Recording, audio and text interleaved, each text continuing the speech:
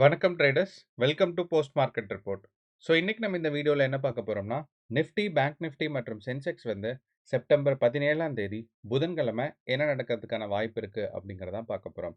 And இந்த analysis நம்ம எப்படி பண்ண போறோம்னு பார்த்தீங்கன்னா, செப்டம்பர் 16ஆம் தேதி இன்னைக்கு வந்து market Nifty, bank Nifty and Sensex வந்து என்ன நடந்திருக்கு, இதில் வந்து முக்கியமான சப்போர்ட் அண்ட் ரெசிஸ்டன்ஸை எப்படி பிரேக் பண்ணியிருக்கு, இதனால நாளைக்கு நம்ம வந்து எந்த ஒரு ப்ரைஸான சப்போர்ட் லெவல்ஸ் நம்ம எதிர்பார்க்கலாம் அப்படிங்கிறதான் பார்க்க போறோம்.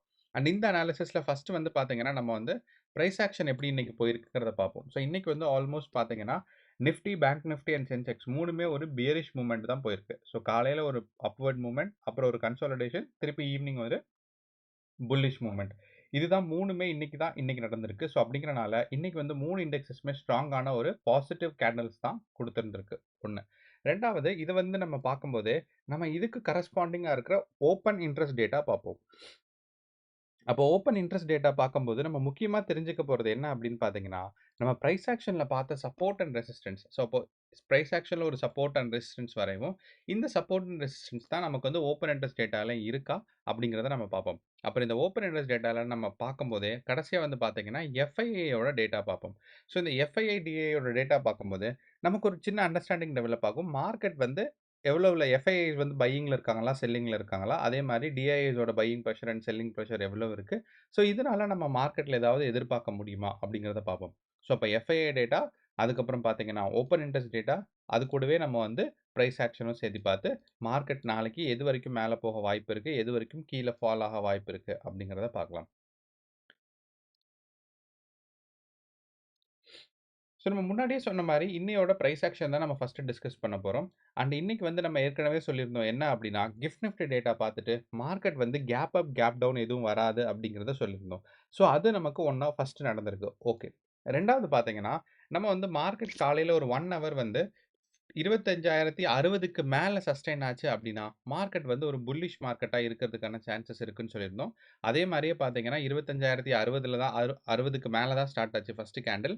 அதுக்கப்புறம் ஃபர்ஸ்ட் ஒரு 1 ஹவர்லயே பார்த்தீங்கன்னா, 25,140 ரீச் ஆச்சு. அப்போ இந்த 25,140 ரீச் ஆகும்போதே, கண்டிப்பாக நம்ம ஒரு அடுத்த எக்ஸ்பெக்டேஷன் டார்கெட் என்னவா இருந்திருக்கும் அப்டின்னா, 25,200 இருந்திருக்கும்.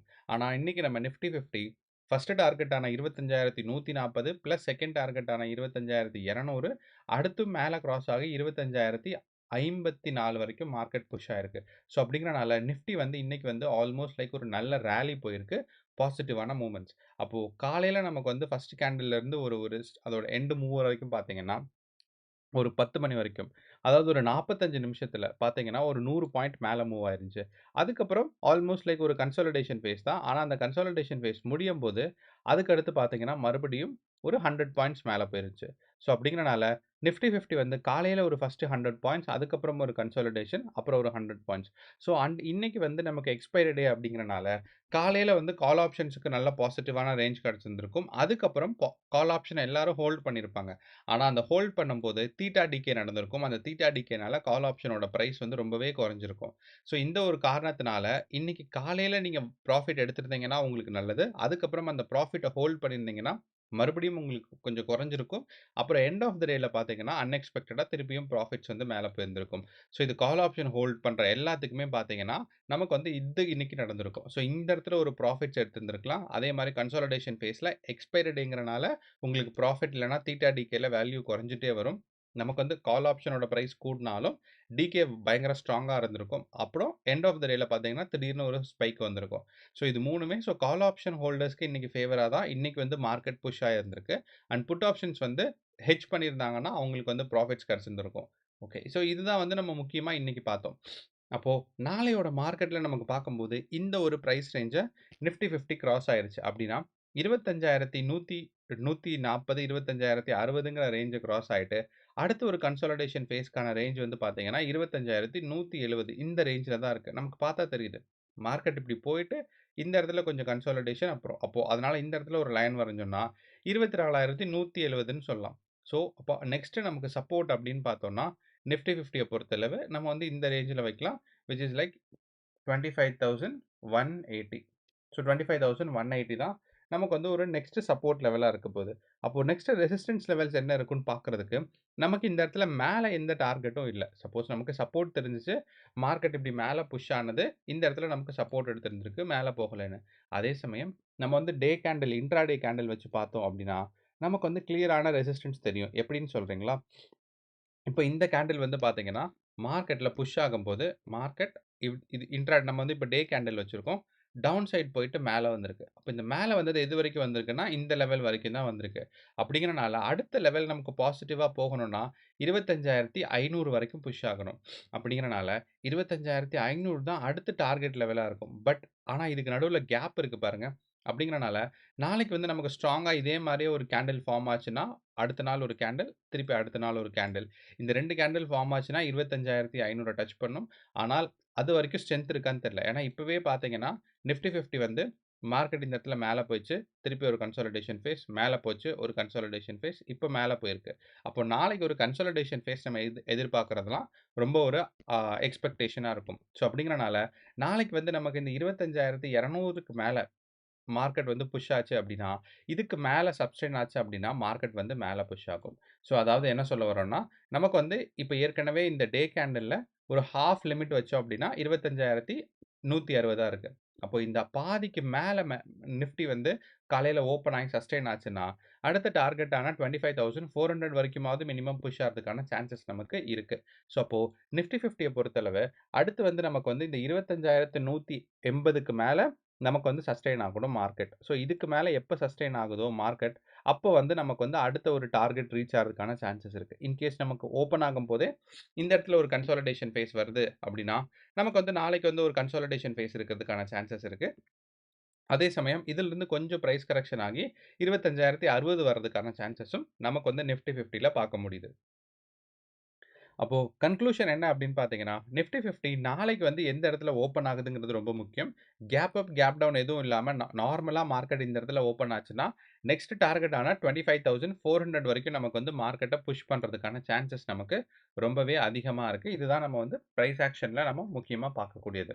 ஓகே. அடுத்து இப்ப நிஃப்டிய பொறுத்தளவு ஃபர்ஸ்ட் டார்கெட் வந்து பார்த்தீங்கன்னா, 25,400ம் சாரி 25,400ம் 25,180 தான் நமக்கு வந்து சப்போர்ட்டா இருக்கு. ரெசிஸ்டன்ஸ் அண்ட் சப்போர்ட்டா இருக்கு. அதே சமயம் நம்ம நிஃப்டியோட ஓப்பன் இன்ட்ரெஸ்ட் டேட்டா பார்த்தோம் அப்படின்னா, நம்ம வந்து இந்த வாரம் இன்னைக்கு எக்ஸ்பைரி முடிஞ்சிருச்சு. அதனால அடுத்த வாரத்தோட எக்ஸ்பைரி நான் வைக்கும்போது, மார்க்கெட்ல ஸ்ட்ராங்கான சப்போர்ட் பில்ட் ஆயிட்டு இருக்கு. 25,200. நம்ம அத தான் இந்த இடத்துல நம்ம மார்க் பண்ணியிருக்கோம். 25,180ன்னு. நமக்கு பிரைஸ் ஆக்ஷன் வச்சு பார்க்கும்போது, நமக்கு வந்து ஒரு 25,180 இந்த இடத்துல தான் பார்த்தீங்கன்னா, நமக்கு ஒரு சப்போர்ட் இருக்கிற மாரி இருக்கு. ஆனா, நம்ம ஓப்பன் இன்ட்ரெஸ்ட் டேட்டால கிளியரா பார்த்தா 25,200ல நமக்கு ஒரு ஸ்ட்ராங்கான சப்போர்ட் இருக்கு. 1.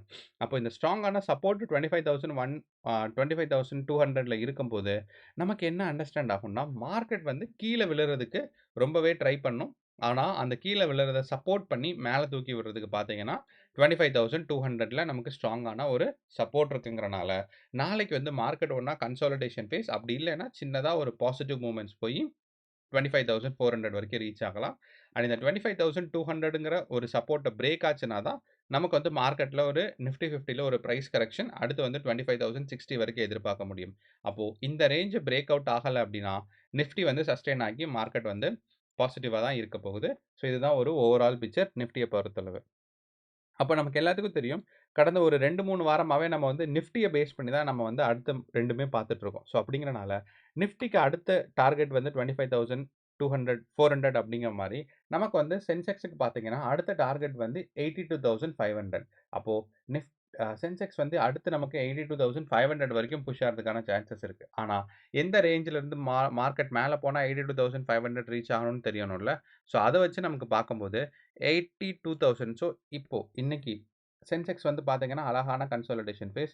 மார்க்கெட் இப்படி மேல போச்சு. சின்னதா ஒரு கன்சாலிடேஷன். அதுக்கப்புறம் தான் ஒரு ஸ்ட்ராங்கான மூவ்மெண்ட்ஸ் இருந்துச்சு. அப்போ இந்த இடத்துல நமக்கு பார்த்தோம் அப்படின்னா, 81,160ன்னு சொல்லலாம். இல்லன்னா 81,000 இந்த இடத்துல நமக்கு 81,180. 81,180 இருக்கு பாருங்க.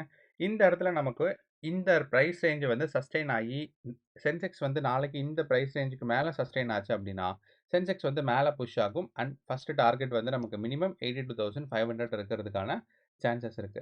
அதே மாரி சென்செக்ஸோட டே கேண்டில் பார்த்தாலுமே, நமக்கு வந்து நெக்ஸ்ட் டார்கெட் பார்த்தீங்கன்னா, இந்த ரேஞ்ச் தான். ஸோ அதுதான் இட் இஸ் லைக் 82,000 82,800 வரைக்கும் நமக்கு வந்து மார்க்கெட் புஷ் ஆகும்.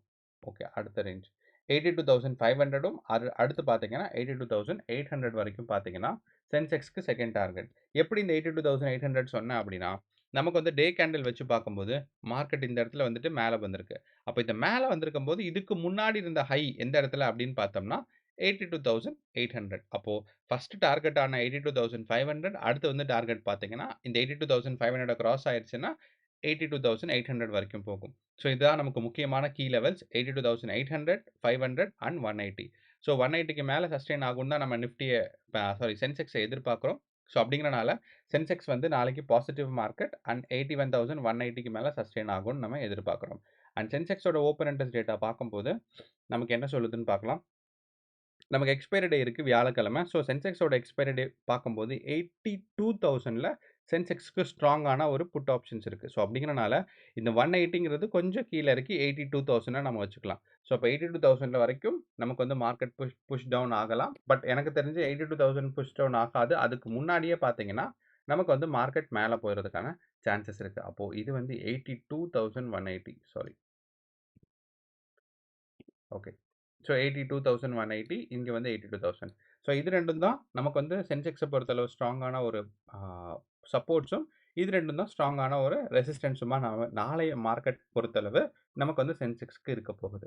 ஓகே. அடுத்து வந்து பார்த்தீங்கன்னா, நம்மளோட பேங்க் நிஃப்டி. அண்ட் நம்ம எல்லாத்துக்கும் தெரியும் பேங்க் நிஃப்டி வந்து சின்னதா ஒரு டிஃபரன்ஸ் இன் பிரைஸ் ஆக்ஷனா தான் இருக்கும். Compare to Nifty and Sensex. அப்போ பேங்க் நிஃப்டியோட இன்ட்ராடே கேண்டில் பார்த்தோம்னா, இன்னைக்கு ஒரு ஸ்ட்ராங்கான ஒரு கிரீன் கேண்டிலா தான் இருக்கு. அப்போ அடுத்த டார்கெட் நமக்கு இந்த கேண்டில்ல இருந்து மேல புஷ் ஆயிருச்சுன்னா, இதுதான் நமக்கு டார்கெட். அப்போ சென்செக்ஸ் வந்து 56,000 தொடுறதுக்கான ஒரு முயற்சியில தான் சாரி பேங்க் நிஃப்டி வந்து 56,000 தொடுறதுக்கான ஒரு முயற்சியில இருக்கு. அப்ப நாளைக்கும் பாசிட்டிவான கேண்டிலா இருக்கும் அப்படிங்கிறத நம்ம எதிர்பார்க்கிறோம். பட் இவ்ளோ பெரிய ஸ்ட்ராங்கான ஒரு பிரைஸ் மூவ்மெண்ட்ஸ் இருக்காது. சின்ன ஒரு கிரீன் கேண்டிலா இருக்கிறதுக்கான சான்சஸ் இருக்குன்னு. அப்போ நமக்கு வந்து அடுத்த டார்கெட்ன்னு பார்த்தோம்னா, அடுத்து நமக்கு வந்து பேங்க் நிஃப்டியோட டார்கெட் வந்து 55,400 அண்ட் 55,600. இப்போ பேங்க் நிஃப்டிய பொறுத்தளவு நமக்கு அடுத்த டார்கெட் வந்து 55,400ம் 55,600ம் தான் பேங்க் நிஃப்டிக்கு நமக்கு முக்கியமா பார்க்குற அடுத்த டார்கெட். 55,400 அண்ட் 55,600 வரைக்கும் நாளையோட மார்க்கெட்ல புஷ் ஆகுறதுக்கான சான்சஸ் இருக்கு.